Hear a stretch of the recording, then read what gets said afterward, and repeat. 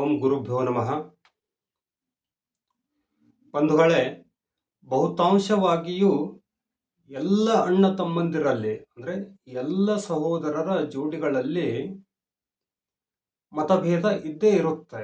ಅಂದರೆ ವಿಚಾರ ಭೇದವು ಇದ್ದೇ ಇರುತ್ತೆ. ಒಬ್ಬನಲ್ಲಿ ಒಳ್ಳೆಯ ವಿಚಾರಗಳಿದ್ರೆ ಇನ್ನೊಬ್ಬನಲ್ಲಿ ಕೆಟ್ಟ ವಿಚಾರ ಇರುತ್ತೆ. ಅದು ಯಾರಲ್ಲಿ ಒಳ್ಳೆಯದಾಗಿರುತ್ತೆ, ಯಾರಲ್ಲಿ ಕೆಟ್ಟದ್ದಿರುತ್ತೆ ಅನ್ನೋದು ಹೊರಗಿನ ಜನರಿಗೆ ಗುರುತಿರಲ್ಲ. ಅದು ಅವರಿಗೆ ಮಾತ್ರ ಗುರುತಿರುತ್ತೆ. ಅಲ್ಲೇನಾಗುತ್ತೆ ಅಂದರೆ, ಒಳ್ಳೆಯ ವಿಚಾರವಿದ್ದವನು ಯಾವನಿರುತ್ತಾನೋ ಅವನಿಗೆ ತನ್ನ ಸಹೋದರನ ಜೊತೆ ಹೇಗೆ ಬಾಳಿ ಬದುಕುವುದೆಂಬುದೇ ಒಂದು ದೊಡ್ಡ ಚಿಂತೆಯಾಗಿ ಬಿಡುತ್ತೆ. ಅಂಥವರಿಗಾಗಿ ನಾನು ಒಂದು ಮಾತು ಹೇಳಲು ಇಷ್ಟಪಡುತ್ತೇನೆ. ಬಂಧುಗಳೇ, ನೀವೇ ಈ ಸೃಷ್ಟಿಯಲ್ಲಿಯ ಮೊದಲ ಅಣ್ಣ ತಮ್ಮಂದಿರಲ್ಲ. ಎಷ್ಟೋ ಅಸಂಖ್ಯ ಅಣ್ಣ ತಮ್ಮಂದಿರ ಜೋಡಿಗಳು ಈಗಾಗಲೇ ಈ ಸೃಷ್ಟಿಯಲ್ಲಿ ಆಗಿ ಹೋಗಿವೆ.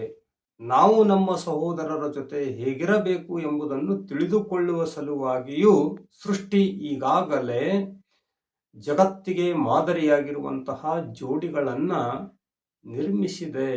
ಅಂದರೆ ಅವುಗಳನ್ನು ನೋಡಿ ಸಹೋದರ ಕೆಟ್ಟವನಾಗಿದ್ದರೆ ಹೇಗಿರಬೇಕು, ಸಹೋದರ ಒಳ್ಳೆಯವನಾಗಿದ್ದರೆ ಹೇಗಿರಬೇಕು ಎಂಬುದನ್ನು ಜಗತ್ತೇ ತಿಳಿದುಕೊಳ್ಳುವಂತೆ ಜೋಡಿಗಳನ್ನು ಈಗಾಗಲೇ ಸೃಷ್ಟಿ ನಮಗೆ ನೀಡಿದೆ. ಆ ಜೋಡಿಗಳು ಯಾವುವು ಅಂದರೆ, ರಾವಣ ವಿಭೀಷಣರ ಜೋಡಿ, ವಾಲಿ ಸುಗ್ರೀವರ ಜೋಡಿ ಮತ್ತು ರಾಮ ಲಕ್ಷ್ಮಣರ ಜೋಡಿ.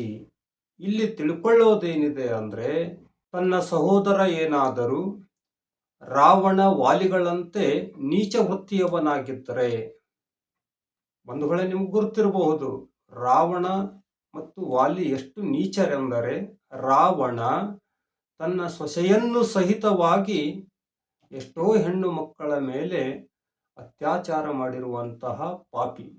ಮತ್ತೆ ವಾಲಿ ಎಷ್ಟು ನೀಚನೆಂದರೆ, ಸ್ವಂತ ಸಹೋದರನ ಮಡದಿಯೊಂದಿಗೆಯೇ ಅತ್ಯಾಚಾರವೆಸಗಿದ ಮಹಾಪಾಪಿ.